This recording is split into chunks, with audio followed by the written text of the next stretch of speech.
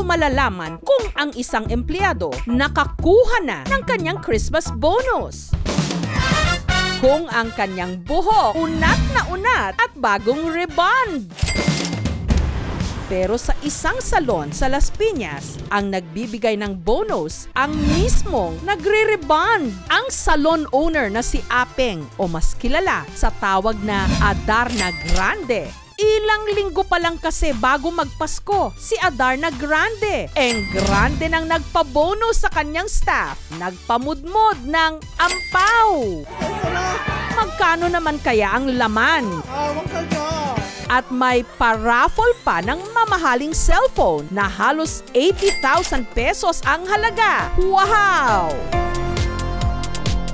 Hindi ko kasi na-experience yung nakatanggap ng Christmas bonus ever since sa buhay ko. Si Adarna kasi, laki sa hirap. Bata pa lang ako, nagkaraket-raket na ako. So hanggang sa nag-aral akong mag-rebond. Mula sa pag-home service, nagka-ideya siyang magtayo ng sarili niyang salon. So kinuha ko yung mga kaibigan ko na medyo jobless, sobrang ambisyosa akong tao. Sinabi ko dati na balang araw, makikilala ko buong bansa. Mula sa iisang salon, ngayon meron na siyang mahigit 50 branches. Isa sa mga loyal niyang empleyado, ang 9 na buwan niyang hairdresser na si MJ. Sahod po namin dito, 15,000 a month plus 10% commission. Para ibalik ang blessings na kanyang natatanggap, si Adarna Grande namudmod ng ampaw sa 6 niyang mga empleyado. Bawat isa may 13th month pay na tig 30,000 pesos. Halos doble ng kanilang buwanang sweldo. Bukod pa raw sa 10,000 pesos na makukuha nila bilang Christmas gift. Sana all! First time ko makatanggap ng ganitong kalaking bonus. Sino naman pong di sasaya makatanggap ng 30,000. Alam kong deserve nila yon. Pinagtrabahuhan rin naman talaga nila. Ang napamaskuhan sa kanyang Santa Boss, ipinangnegosyo at ipinambayad ni na MJ sa hinuhulugang motor. Nagulat ako. Nagulat po ako. Hindi ako makapaniwala po. Si Santa hindi mo makikita eh.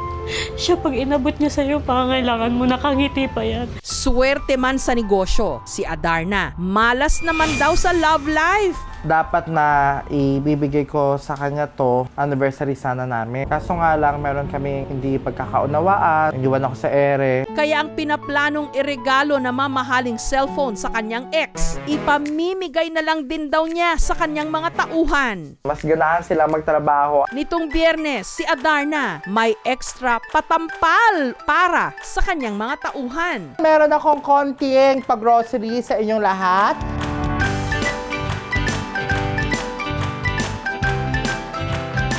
But wait, there's more! Magkakalat ako ng 15,000 pesos cash dito sa aking salon. Walang mga itong kamalay-malay na pagpasok nila sa salon, may mga nakakalat na pera na paunahan nilang makukuha. Yung makuha ninyo, inyo na yun!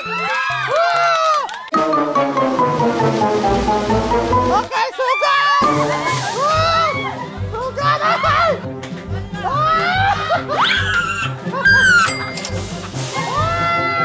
Lahat hindi magkanda-ugaga sa pagdampot. Ilan na! Piling ko magkakapasa ako. Nabili ito ng gatas. Christmas bonus sa legal concept, kahit magkano ang amount, na kusang loob pwedeng ibigay ng employer sa mga empleyado. Para sa mga taong naka-receive ng Christmas bonus, huwag niyong ubusin agad ang mga na-receive niyo. Unahin niyo lagi yung pangangailangan kaysa sa mga gusto mong bagay. Pero ang pinakainabangan ng lahat, ang ipaparaffle na mamahaling cellphone. Sino kaya ang makakakuha? Paparapple ko na lang siya sa Christmas party namin.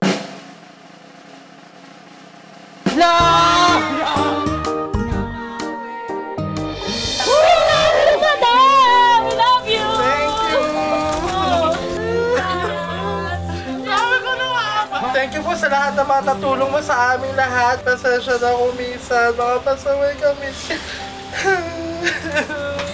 Thank you. I love you all. Merry Christmas! Merry Christmas! Sa dedikasyon ng maraming empleyado sa kanilang trabaho. Talaga namang deserve nila ang magandang regalo ngayong Pasko. Kaya mga boss dyan at mga may-ari ng mga kumpanya, huwag nyo na po sanang patagalin pa. Ibigay nyo na ang aming Christmas bonus! Thank you so much mga kapuso. Kung nagustuhan niyo po ang videong ito, subscribe na sa GMA Public Affairs YouTube channel. Don't forget to hit the bell button for our latest updates.